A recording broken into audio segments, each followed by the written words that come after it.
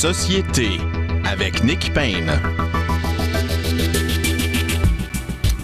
Bonjour, très heureux d'être au microphone pour une autre édition de Société. Merci, chers auditeurs, d'être à l'écoute. Une émission chargée aujourd'hui avec nos collaborateurs habituels. Dans un instant, Frédéric Bérard, Frédéric Lapointe font le tour avec moi de l'actualité politique et forcément, c'est toujours un peu l'actualité pandémique dans une certaine mesure, tant qu'on ne sera pas sorti de cet épisode invraisemblable dans lequel nous sommes entrés au mois de mars dernier. Par la suite, Farouk Karim vient nous parler de politique américaine et bien sûr de l'assermentation du nouveau président Biden et des décisions qu'il a déjà prises, notamment par décret depuis qu'il est en poste officiellement, finalement. Puis en fin d'émission, Nicolas Vidal, en direct de Paris, nous brosse un tableau de ce qui se passe chez les Français et plus largement en Europe. Alors, allons tout de suite rejoindre les deux Fred. Je ne sais pas s'ils sont à Punta Cana avec ou Puerto Punta. Vous, Frédéric Bérard, vous êtes à Punta dans le bois, c'est ça? Oui, Punta Saint-Michel-des-Saints, stationnement Provigo pour être précis. Ah oui, bon, d'accord. Vous vous êtes commandé un petit daiquiri avec ça? Oui, assez gelé d'ailleurs. Service au volant. Bon, c'est bon. Absolument. Et Frédéric Lapointe, vous êtes à Puerto Bloc-Pot, vous, hein, de votre côté, c'est ça? Puerto Antique, où il fait soleil, mais où il n'est pas conseillé de se promener dehors en maillot de bain. En effet, c'est le moins qu'on puisse dire. On a déjà assez de la COVID, pas besoin de s'ajouter une grippe du tonnerre par-dessus ça.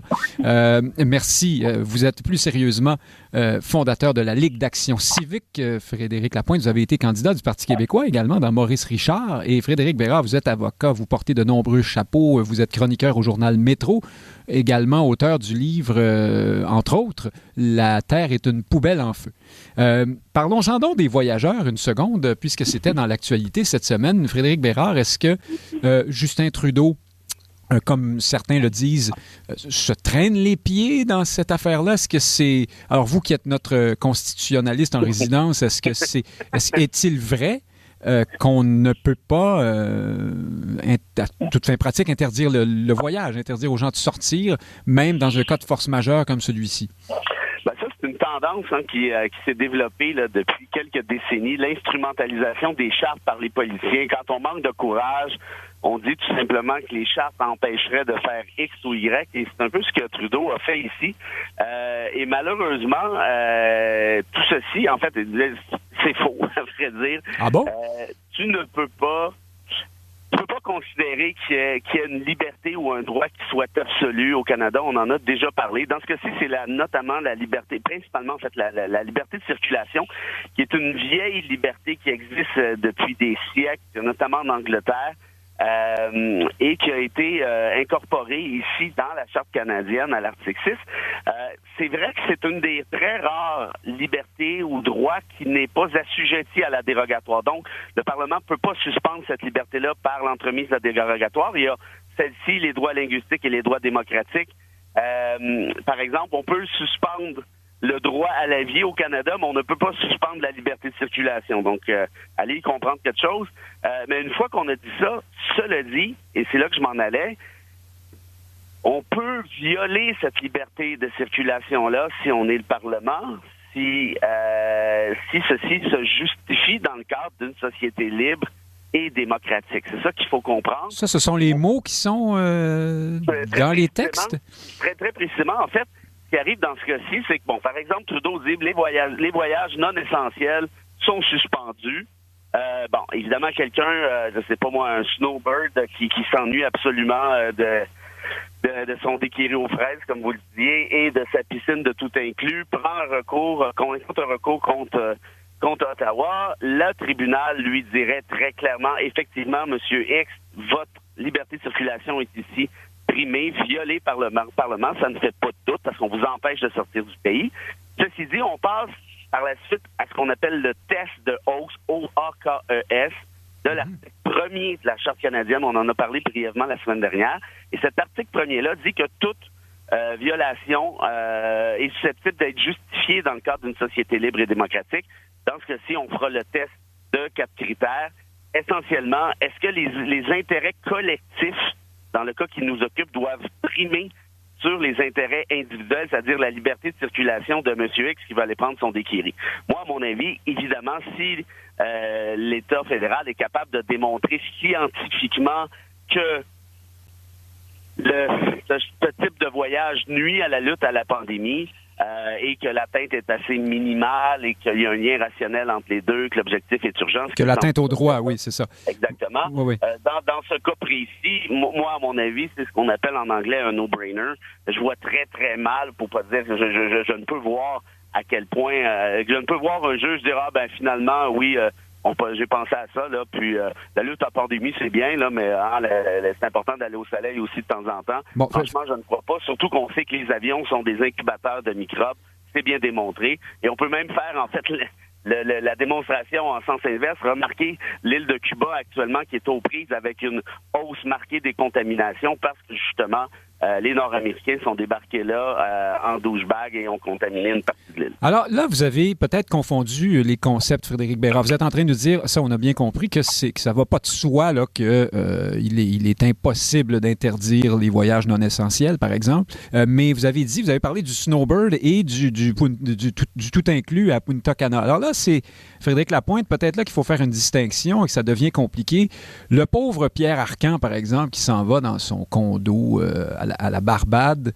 Je dis le pauvre Pierre Arcan parce que... Enfin, oui, le pauvre. Oui, ça a mal... Ça pleure ici, Nick Payne. Oui, ça a mal fini pour lui, mais c'est pas exactement la même chose que aller s'entasser justement dans un beach party à Cancun ou ailleurs, les uns collés sur les autres, en faisant comme si ça n'existait pas. Supposons que vous allez dans votre condo, vous êtes le fameux snowbird dont parlait Frédéric Bérard, c'est plutôt cette personne qui s'en va en Floride d'un certain âge et qui peut-être s'installe tout aussi confiné là-bas qu'il le serait ici à Boisbriand ou à Repentigny. Est-ce que on serait capable de faire une distinction comme celle-là ou est-ce qu'il faudrait, d'après vous, empêcher tout le monde d'aller se promener dans le Sud? Est-ce qu'il n'y a pas là quelque chose d'abusif?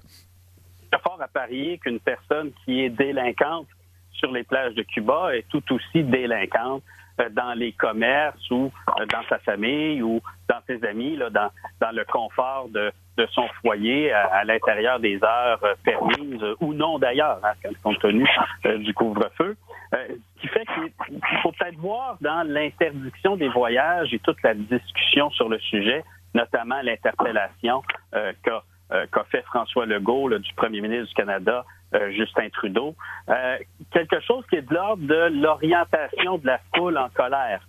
Pendant que les gens pointent du doigt M. Arcan, ou c'est arrivé en Alberta, le ministre des Finances, en Ontario, un autre ministre, pendant que les gens font une espèce de chasse aux sorcières des voyageurs, qu'ils aient un titre de ministre, de député ou pas d'ailleurs, c'est un peu comme si on changeait le mal de place. Hein?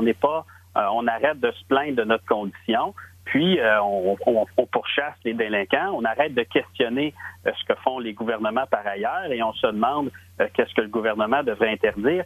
Je trouve que là... Alors, on fait un transfert? Ce sont des boucs émissaires? Est-ce qu'ils n'ont pas quand même une responsabilité? Où est le juste milieu là-dedans? Je pense qu'il peut y avoir un discours sur la responsabilité de tout un chacun, mais la responsabilité des gens au Canada est tout aussi importante, sinon davantage, que ce qui peut être fait à l'étranger. S'il y a des gens qui veulent aller jouer les délinquants pendant 4 mois dans leur condo à la Guadeloupe ou en Floride, ils ne sont pas en train d'être délinquants au Québec et de contaminer leurs voisins, vous voyez? Donc, c'est ça, mais ils contaminent peut-être là-bas, par contre, oui. Oui, ils contaminent peut-être là-bas, mais c'est une autre question. Donc, c'est sûr que cette pandémie dure depuis un très grand nombre de mois. On commence à manquer de sujets ou à manquer de cibles. Et là, les voyages sont devenus pendant quelques semaines le sujet principal de discussion, alors que peut-être qu'on devrait réfléchir davantage à ce pourquoi on manque de doses de vaccins, quel calendrier on devrait suivre. On devrait peut-être débattre politiquement d'un agenda de déconfinement, évaluer quels sont les risques de déconfiner au mois de mai ou au mois de juin. Mais alors, vous, là, la question des voyages, vous ne toucheriez pas à ça ou de quoi êtes-vous partisan exactement? La quarantaine à vos frais qui vous coûte 3 fois plus cher que votre voyage quand vous revenez à Montréal? Oui. Bon, moi, j'ai aucun souci avec la quarantaine organisée par l'État. Aucun souci avec ça, au contrôlé, surveillance. Dans le contexte, non, j'ai pas de problème avec ça. mais une chasse aux sorcières, comme on l'a fait, de demander à des gens de démissionner, de se justifier parce qu'ils sont allés voir la famille de leur conjoint, là, comme on a demandé à Yuri Chassin, d'aller voir la famille de son conjoint au Pérou, alors qu'il est en démarche de citoyenneté. Là, c'est une discussion un peu malsaine là, que de commencer à... Alors, on perd un peu notre temps là-dessus. Oui.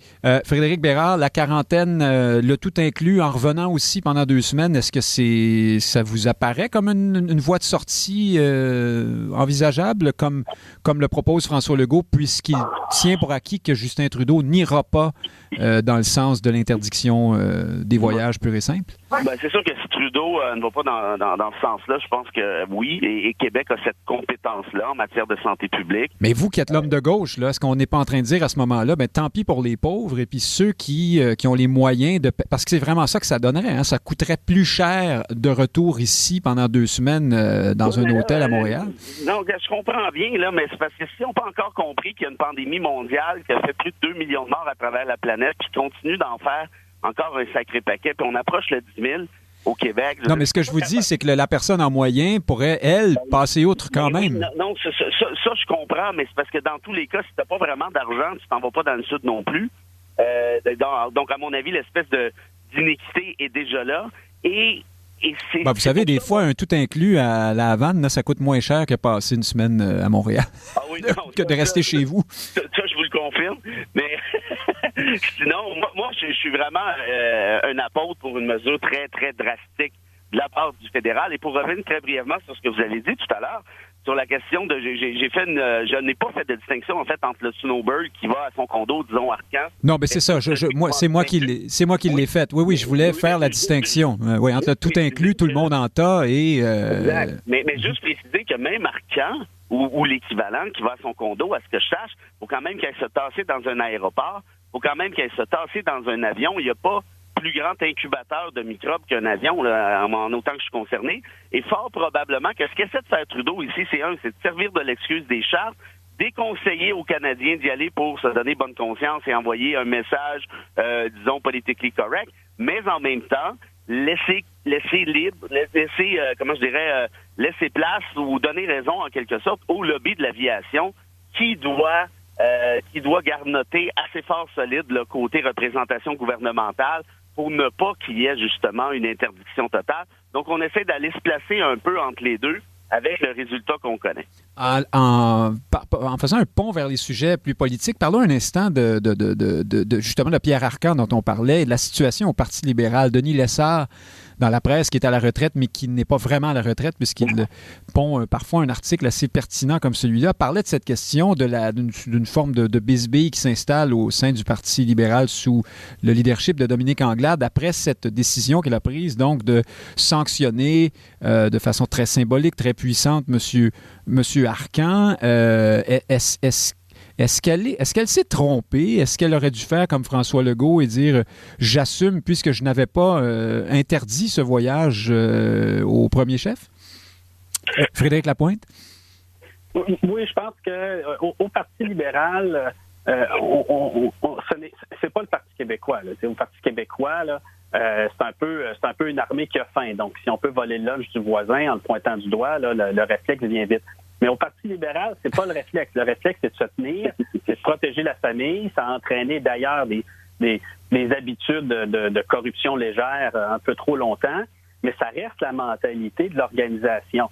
Madame Anglade n'est pas de la famille libérale de très longue date. Donc peut-être que ses réflexes de rectitude sont plus aiguisés que d'autres, mais la loyauté est une valeur fondamentale au Parti libéral. Et oui, plusieurs considèrent qu'elle a manqué de loyauté envers un personnage très important. Très important. Frédéric Bérard, là-dessus, en quelques mots? Je suis pas d'accord avec Frédéric sur celle-là, en fait. Je pense qu'au contraire, justement, ça fait du bien d'avoir quelqu'un au Parti libéral qui ne se range pas précisément avec la famille, comme Frédéric le disait très à propos, qui dit, ben là, écoutez, il y a quelque chose qui vient de se passer. Oui, j'ai pas autorisé, j'étais au courant, je n'ai pas interdit, ce qui n'est pas tout à fait la même chose. Mais là, avec la vague qui vient de se passer, ça n'a juste pas de bon sens qu'on envoie que des députés ne donnent pas l'exemple. Moi, au contraire, j'ai aimé le courage et l'audace parce qu'évidemment, C'est le genre de truc qui ne se fait pas au PLQ, comme Frédéric le disait. Donc, tant mieux si ça peut contribuer justement à une espèce de nouvelle mouvance, en quelque sorte, qui est celle du gros bon sens, de la justice et de l'équité, et pas seulement de « je protège les chums parce qu'un chum, c'est un chum ». Alors, les contraventions aux itinérants, tiens, changeons remarquez que c'est un peu ça. M. Arcan est allé se faire un itinéraire. Il a reçu une contravention politique. On va rester dans le concept. Frédéric Lapointe, est-ce que on a l'impression depuis quelque temps d'une étrange joute politique, électorale même, entre Valérie Plante et François Legault? Ça a débuté, ça n'a pas débuté avec ça, mais ça s'est manifesté à travers la nomination de la commissaire à la lutte au racisme et à la discrimination la semaine dernière, il y a quelques temps. François Legault saisissant à la volée la balle comme si elle lui était destinée. Bon, c'est un peu étonnant. Mais en même temps, Valérie Plante, qui de son côté fait très clairement à travers des gestes comme celui-là, et s'est sortie en faveur de la clémence envers les personnes en situation d'itinérance. Je pense que c'est ça le terme politiquement correct. Cette sortie-là aussi, c'était une sorte de cri de ralliement pour sa base électorale à elle, Valérie Plante, non? Oui, c'est... Comment dire, la sensibilité ou la sensiblerie atteint toujours de nouveaux sommets là, à Projet Montréal. Je suis tout à fait d'accord pour que la ville soit militante, engage des fonds, réserve des hôtels. Tout ceci est très bien, mais de là à se prendre pour le gouvernement du Québec, à commenter des décisions de sécurité publique et de santé publique, ça me semble exagéré. C'est vraiment vouloir une chicane ou vouloir amener ce sujet-là dans le débat public, alors que pour les 2 millions de Montréalais, ça reste un micro-enjeu. Franchement, les policiers de Montréal, les policiers qui travaillent à Montréal font leur gros possible pour mettre tout le monde en sécurité la nuit. Alors certains disent que non, là, il y a du profilage et on va se défouler sur les itinérants. Non. Les itinérants sont mieux à l'intérieur après 8 heures qu'à l'extérieur. Ils ne sont pas tous volontaires pour ça. Les itinérants connaissent des problématiques de toutes sortes, toxicomanie, santé mentale. C'est pas une clientèle avec laquelle c'est facile de travailler, mais il est préférable d'avoir les officiers de l'État, les policiers en sont, le système de santé également, qui travaillent pour les encadrer, les loger, en prendre soin dans la période qu'on vit, qui est hivernale en plus, fait de se dire, ben non, on devrait pouvoir les laisser dehors, là où d'ailleurs ils courent beaucoup plus de danger que lorsqu'ils sont encadrés là, par les nôtres. Mais en quoi ce serait un problème pour les policiers ou pour nous comme société d'évacuer la possibilité de donner des contraventions aux immigrants qui passent outre j'ai dit les immigrants? Les itinérants, ma foi. Décidément. Cette semaine et la semaine dernière. On ne tiendra pas ça contre vous, cher animateur. Oh, je pense qu'il est déjà trop tard. Mais donc, les itinérants, pourquoi ça dérangerait pourquoi M. Legault tient-il son bout là-dessus? Mais je ne vais pas m'improviser spécialiste de sécurité publique.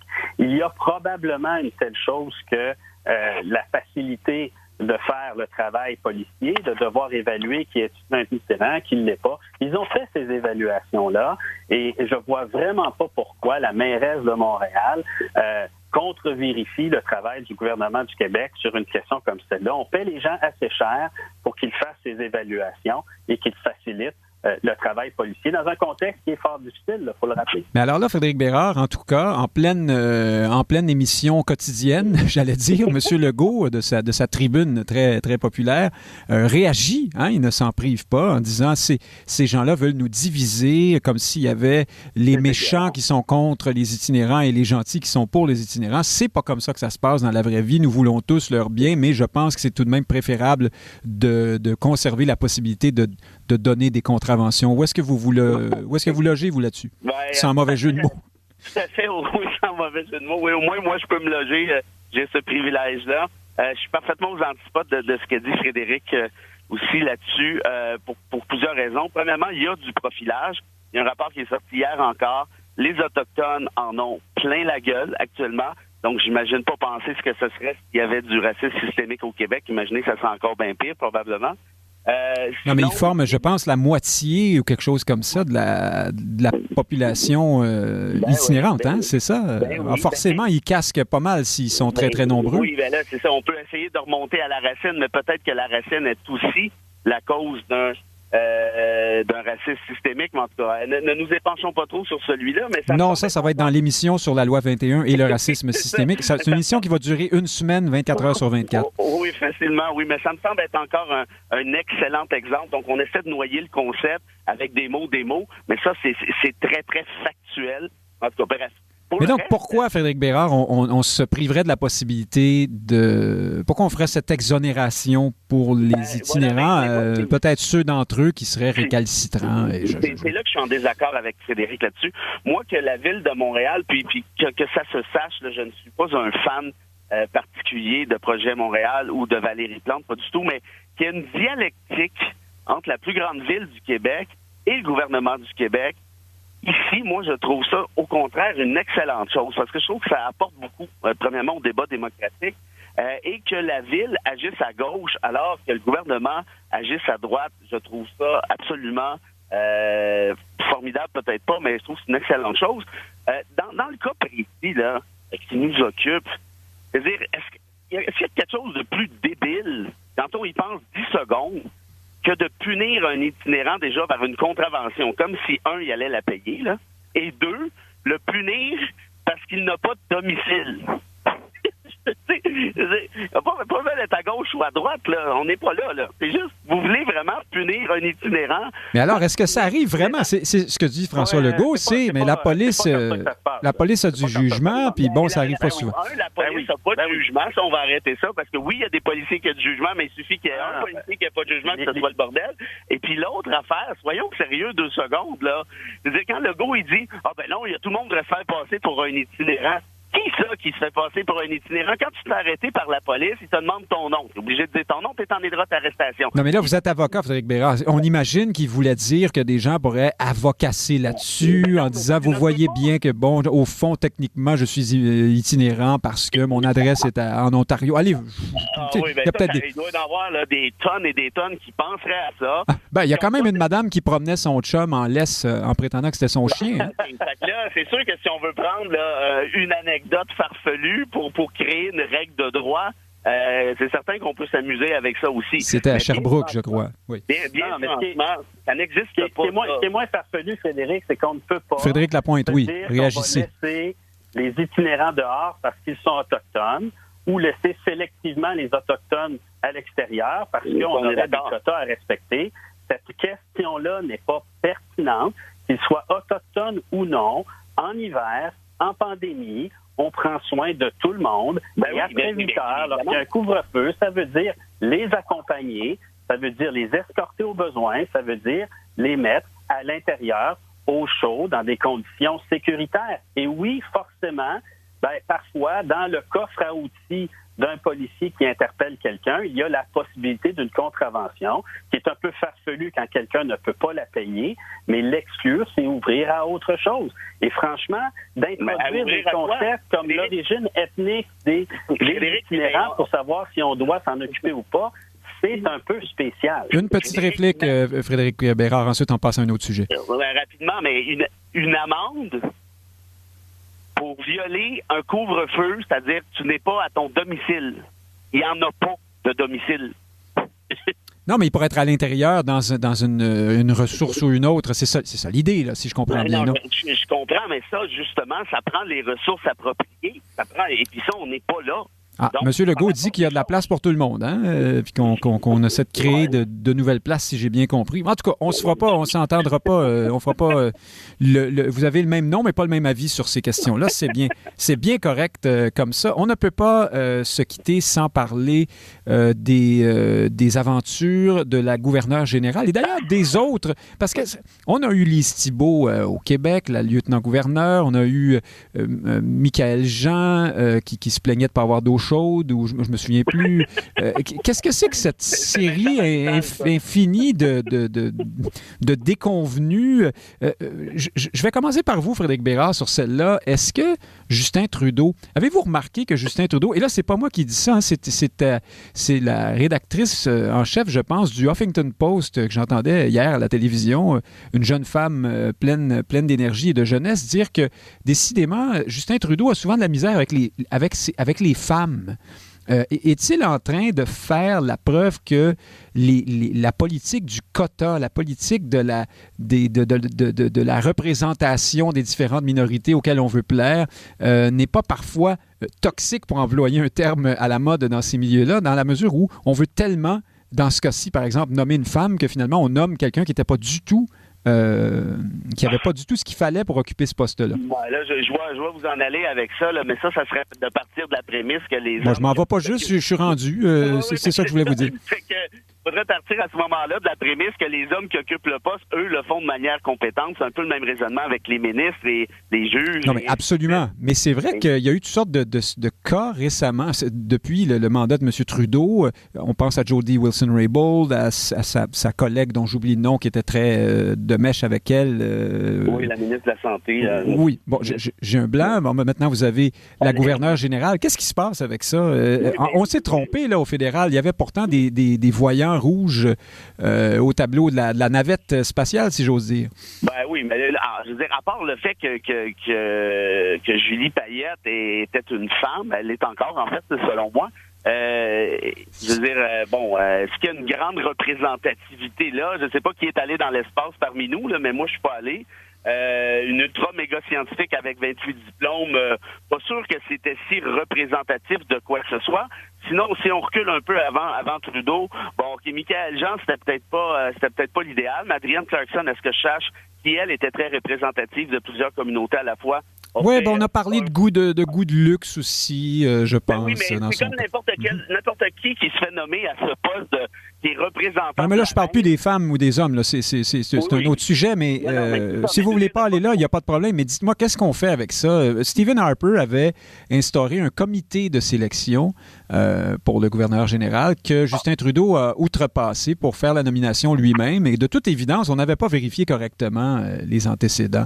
Non, mais je pense que le gros problème est là, essentiellement. Je veux dire, on n'a pas... La GRC a dit oui, ça va, en d'autres termes. Même, en fait, elle s'est fait accuser, si je ne me trompe pas, de violence conjugale, là, quelque part. Bref, c'était pas une bonne nomination, de toute évidence. Là, je pense que ça me semble assez clair. Mais moi, je dirais et on aurait dû pousser l'enquête un peu plus loin avec des anciens employeurs ou des trucs du genre. Mais ce qui est assez clair, à mon avis, c'est que c'est la fonction en soi qui est malsaine, à proprement parler. Donc, peu importe qui vous nommez là, vous allez avoir des cas de, justement, il manque d'eau chaude, puis ça coûte pas assez cher, ce voyage-là, et ainsi de suite. Et ça commence à taper royalement, c'est le cas de le dire, sur les nerfs des Canadiens et des Québécois très particulièrement. Ce n'est pas une fortune comme budget annuel. Je pense que c'est quelque chose comme 24 millions, ce qui est essentiellement une poignée de change, là, quand on regarde le budget annuel du fédéral. Mais reste que de savoir qu'il y a du fric investi dans quelque chose pour laquelle la population ne connecte pas du tout, mais absolument pas. Je commence à penser, moi, là, qu'il faudrait réaliser tout ça ensemble, et ça risque d'être un sacré problème, parce que pour abroger la fonction, ça prend l'unanimité des législatures provinciales et fédérales. Donc, aussi bien dire que ça n'arrivera pas dans un avenir rapproché. Je ne suis pas certain, moi, que les Canadiens hors Québec sont si volontaristes que ça. Là-dessus, ça demeure une chose qui distingue le Canada des États-Unis, notamment. On se distingue comme on peut. Alors, la monarchie et ses symboles. Frédéric Lapointe, c'est... Soit de la Constitution, soit on s'en sépare. Oui, mais alors, vous y viendrez, j'en doute pas un instant, mais là, on est pris avec ça, cette fonction-là. Oui. C'est ça le problème. C'est que ça... Pour le moment, cette personne-là peut avoir un rôle à jouer, notamment lorsque, en situation de gouvernement minoritaire, un gouvernement tombe, par exemple, quelque chose comme ça. On a déjà eu un peu froid dans le dos lorsque notre sort reposait entre les mains de Michaëlle Jean à un certain moment. D'ailleurs, dans une situation comme celle-là, qu'est-ce qu'on fait? Est-ce qu'on est capable de nommer quelqu'un? Est-ce qu'il faudrait revenir à ce que c'était autrefois, c'est-à-dire des politiciens, des diplomates, des gens qui ont une longue carrière? Est-ce que l'ère des vedettes est révolue pour ce poste-là? Non, mais pour vrai, là, que Mme Jean aime l'eau chaude, l'eau froide, ou que Julie Payette là, soit un peu méchante. Mais Mme Jean, ça allait au-delà de ça. Hein? C'était des élans parfois qui ne tenaient pas compte du rôle de potiche qu'elle devait jouer. Elle faisait de la politique. Dans l'exécution de leur fonction, qu'ils aiment l'eau chaude, l'eau froide, ou qu'ils soient méchants avec le rédacteur de discours, je ne pense pas qu'il y a là quelque chose d'intérêt public, d'intérêt constitutionnel. Ils sont certainement capables d'exercer leur fonction, bien conseillés, l'année sur 4 où ça se présente. Pour le reste, ils sont capables de s'asseoir dans la chaise du président de la Chambre des communes et de lire un discours du trône. Alors, il n'y a pas vraiment un problème d'exercice de leur responsabilité. Ils ont un problème d'exemplarité parce qu'ils sont sous le regard du public et le regard du public est de plus en plus exigeant au fil des années. Et je pense que, indépendamment des lois là, qui doivent être respectées, celles sur le harcèlement d'employés, bien évidemment, il faut peut-être se questionner sur notre degré de tolérance aussi. J'entends que des gens en Ontario se questionnent sur les écoles qui ont été nommées Julie Payette en l'honneur de son rôle en tant qu'astronaute, notamment. On va rentrer dans la cancellation, là, oui. Un peu sensible. Que madame a été méchante avec ses employés, disposons-en, elle démissionne, mais franchement, il n'y a pas là de quoi faire une discussion sur la nature constitutionnelle du rôle. Mais alors, terminons là-dessus. Frédéric Lapointe, vous nous amenez ailleurs. J'essayais de prendre l'angle de Justin Trudeau, l'apôtre de la diversité, mais là, est-ce que c'est, au fond, la révolution de la culture de cancellation qui mange ses enfants? Est-ce que c'est ça qui est en train d'arriver à Justin Trudeau? Bien sûr. Est-ce que, en terminant vite, Frédéric Bérard, est-ce que c'est une ombre au tableau pour Trudeau? Est-ce qu'on va encore une fois douter de son jugement puisqu'il a nommé cette personne à ce poste? C'est quand même il est relativement téflon, Justin. Je veux dire, à part, c'est souvent les mêmes groupes là, qui l'engueulent, parfois avec raison d'ailleurs, mais franchement, de là à penser que les gens vont se rappeler de ça en pleine campagne électorale, t'as nommé Julie Payette, puis comme disait Frédéric, elle n'a pas été cool avec le gars qui est venu servir un café parce qu'il avait oublié un lait. Je vous dis franchement, je pense pas. Pour le reste, là, le truc de la cancellation ici, là, je vois pas trop où vous en allez avec ça. C'est-à-dire qu'on a peut-être une réaction hyper forte parce que là, il y a eu mauvais traitement dans l'équipe de travail, le fameux climat toxique et le reste. Et là, on fait de ça une catastrophe, comme vous venez de le dire, pour pas grand-chose. Bon, peut-être qu'au fond, on aurait juste dû gérer ça à l'interne et laisser madame terminer son mandat et passer à autre chose. Il y a quand même, au-delà de la culture de la cancellation, il y a quand même une évolution des mœurs. Il y a une fragilisation aussi, on va se le dire, là, ce qui fait en sorte qu'il y a des comportements qui auraient été considérés comme parfaitement acceptables, là, même 10 ans peut-être, qui aujourd'hui ne passent plus du tout. Personnellement, je n'ai pas pris le temps de lire le rapport en question, puis je vous avoue que ça ne m'intéresse pas du tout. Ça dépend. Si vous êtes candidat au poste, vous devriez peut-être... Oui, mais il me semble que vous feriez un bon gouverneur général, mais... Écoutez, je m'ennuie à mettre dans ces soirées-là les petites bouchées, ça m'énerve, et j'ai décidé d'aller vivre dans le bois pour ne pas mettre de cravate. Alors imaginez à quel point vous êtes complètement hors champ. Vous pourriez être un gouverneur Davy Crockett, nouveau genre. Mais par contre, si ça fait partie... En peau d'ours, mais oui. Là, vous m'intéressez. On va terminer là-dessus. Frédéric Bérard, avocat, chroniqueur au Journal Métro. Frédéric Lapointe, fondateur de la Ligue d'Action civique. Merci de vos judicieux commentaires et à la semaine prochaine, j'espère bien. Salut, merci. À bientôt. Dans un instant.